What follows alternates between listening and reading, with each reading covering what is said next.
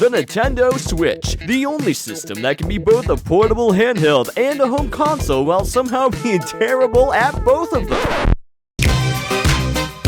Welcome back to the channel. Today we are talking about the Nintendo Switch, specifically the launch model and why I hate it. That's right, I'm no Nintendo Switch meat writer.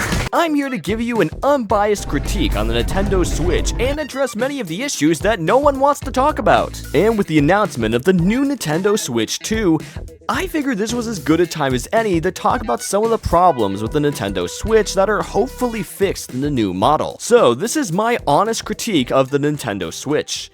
Let's go.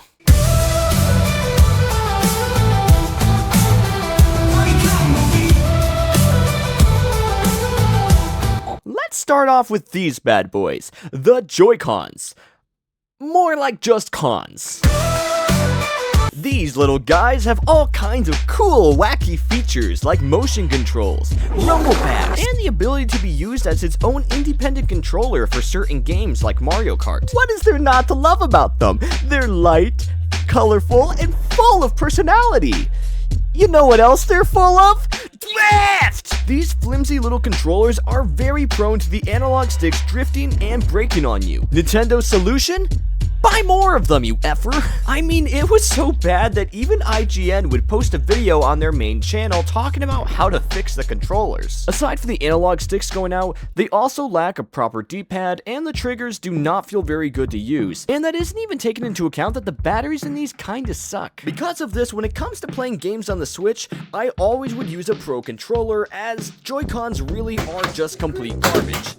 Come on, beat it. Got it. But that's just the Joy-Cons. What about the Nintendo Switch itself? Well, it's pretty big. The Nintendo Switch itself is built kind of like a thick tablet with grips on both sides for the Joy-Cons to fit into. Now honestly, I actually like the design of the Nintendo Switch, minus the garbage Joy-Cons. There is a kickstand on the back of it, which I've heard a lot of people criticize, but I literally didn't even know this existed until a few days ago. The real issue with the Switch is that it's just not very portable. I mean, have you seen how wide this thing is? Huh? Oh, what's that? The Switch doesn't fit in your pocket? Well, get bigger pockets, you dummy! So aside from the Joy-Cons, the Switch design, in my opinion, isn't that bad. But the same cannot be said for the dock. The dock for the Switch is a large, flimsy hunk of plastic that is probably my least favorite part of the Switch. Not only will it scratch up your Switch's screen over time by taking it in and out of it, but it feels really poorly designed and awkward to put the Switch into. And that isn't even including the fact that over time, when you take your Switch in and out of the dock, its sensors that detect the Switch going into the dock go out over time. Which, in case you don't know, that's not very good! But that's only the design and exterior of the Switch. What about the internal problems? For example, the battery life. Some people claim that the Nintendo Switch's battery life only lasts like 3 hours at most. Now this can vary per game, but if you're taking this on a road trip, you're screwed. Or what about the Nintendo Switch's lack of customization for its menus? Like, there's really no way to customize this aside from, like, maybe changing the color. Like, all the 3DS's had all kinds of cool menus and themes that you could get for it, but the Nintendo Switch just says nothing. You mean I get a light theme and a dark theme on my Nintendo Switch? That's too many choices, Nintendo! But that's just a few of the problems. Having fun yet? Let's talk about a few more. The Nintendo Switch does not have a browser in it, which is already kind of odd, but makes piracy a little hard. Piracy! And then if things can't get bad enough, there's the eShop. It runs like garbage! And even if you do get the eShop to run okay, good luck trying to buy anything!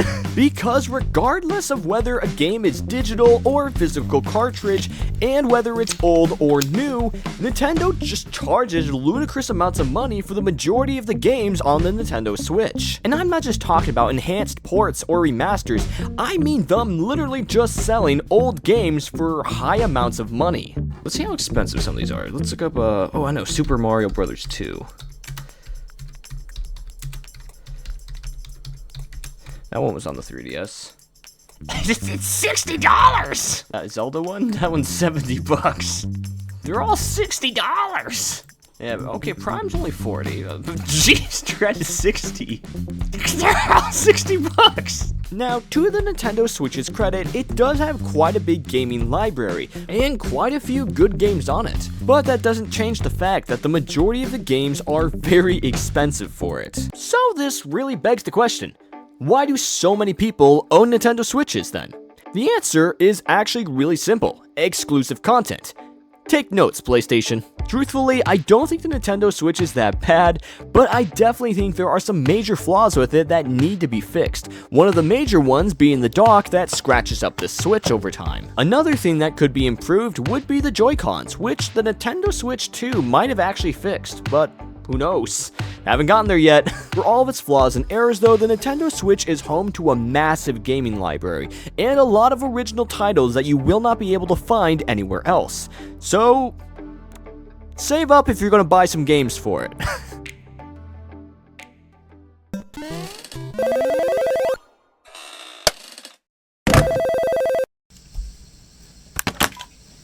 Hello? How about you shut the fuck up, you little fucking piece of shit?